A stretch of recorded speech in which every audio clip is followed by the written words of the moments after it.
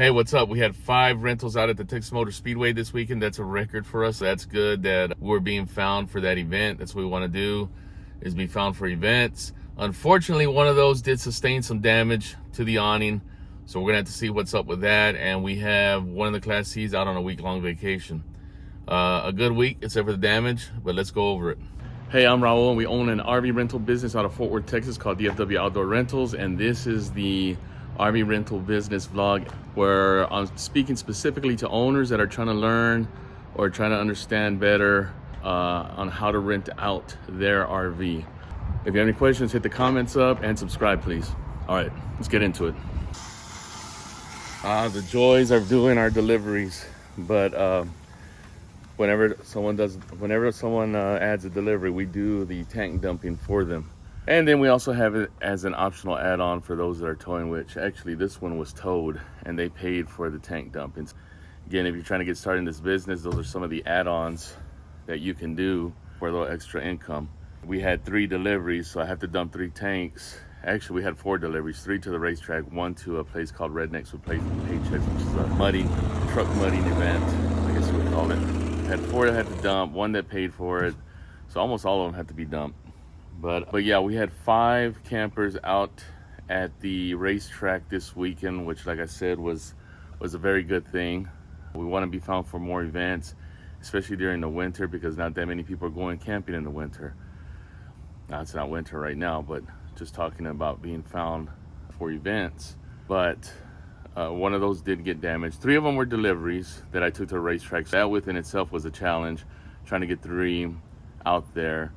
And again, I have found myself having to work with our renters on scheduling because I couldn't do everything that was required on Friday.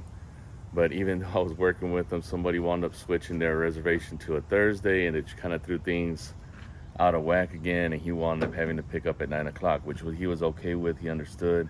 He just wanted it on Thursday. Again, a lot of this is about working with your guests, communicating.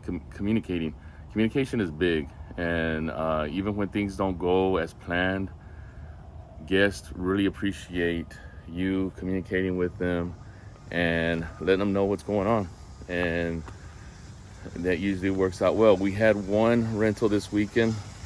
We had several that, I say several, we had 3 or 4 that wanted a generator rental also. One of them did have problems with the generator we supplied, and I still believe it was user error. I haven't had a chance to go and look at that. All these just came back yesterday, and today I'm just going around starting the prep for the next rentals or the after rental inspections and stuff like that. But they had a problem with the generator. I wound up actually borrowing one from a neighbor because I didn't want to go buy another one, and I wanted them to be good. And I didn't have time to go in there and check and see if they were using it right. So I was able to borrow one from a neighbor, get it out there. But again, I just checked. I got notification that they left a review. They were through RV Share, and I got notification they left a review. So, I had to get them a new generator. They messaged me the night after the first night, hey, this isn't working. We need another generator ASAP. We spoke all that day, trying different things, tried troubleshooting, and got on the generator. So I didn't know what to expect as far as a review, but the RV Share, when I went in there and looked at RV Share, the review was a 5-star review. Again, communication is big, guys, when you're doing this. Just don't be afraid. Don't be afraid to communicate with these people. And they're gonna appreciate it a lot, even when there's issues. But, well, that was this past week. Again, today is Tuesday. One came back Sunday. The one that was at Rednecks with Paychecks came back Sunday. Everything else came back yesterday, and we have the one Class C that's not coming back till Saturday. But today's Tuesday. So I'm just making the rounds, and I'm dumping all these trailers because yesterday I could only park them and go get the next one. And then the cleaning will start. The cleaning will start next, which is going to be 2 tasks when you're doing this. They're actually sending them off. But the bigger task is probably when they come back and you have so many rentals, and the next part is cleaning, which I'm not at the point where I've hired cleaners yet, but my wife and my son do some of the cleaning to help me out because I can't do it all. But I'm sure we're gonna have to get to a point where we're hiring people. This week's challenges. This is another week where there are no rentals. And to be honest, I think that's okay because this is gonna give me more time to get everything that went out this week cleaned up. And then we head into October, which is starting to look okay.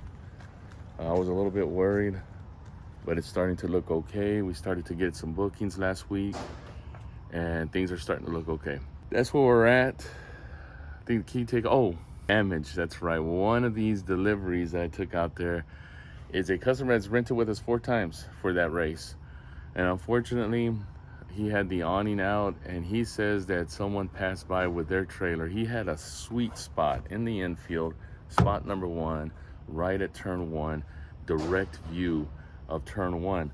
The only thing is that he was in the roadway. The turn where people would come in with their trailers and then they turn right next to him to go the other direction. He says that somebody went with a trailer and hit the awning. While it was out, it didn't look like there was any damage. Well, he went to go put it back in. I guess he let them go or he didn't see it or something. I'm not sure of the story, but he went to go roll that awning in and it is completely crooked. It's damaged. This morning I just went in there and looked to put together what we're gonna do. It's unfortunate that we're gonna charge a repeat customer, but this is damage and he's responsible for it. And it's unfortunate that he's been with us and hasn't had any issues, but now he's gonna have an issue. We are gonna charge him the awning, which right now it looks like it's gonna be $750 for the awning arms. The awning is okay, it's the arms that were bent. And then some labor. I don't know that I have time to do this. So I might have to call in a mobile tech, which is gonna be more expensive, but again, I'm gonna see if I have time to do it to help this guy out, but if I don't, I will have to call a mobile tech. That's unfortunate. This is gonna happen sometimes, and you just gotta be ready for it. You know, the good thing is that we don't have any bookings for that unit next week or the following week just yet. And if we do, I'm gonna let them know that there's an issue with the awning, and I'm still gonna see if I can reserve it or book it. But that's it for this week. If you'll do me a favor, hit that like button, and also if you're not subscribed, subscribe. If you have any questions or comments, leave them in the comment section there and I'll get to them. All right, talk to y'all next week.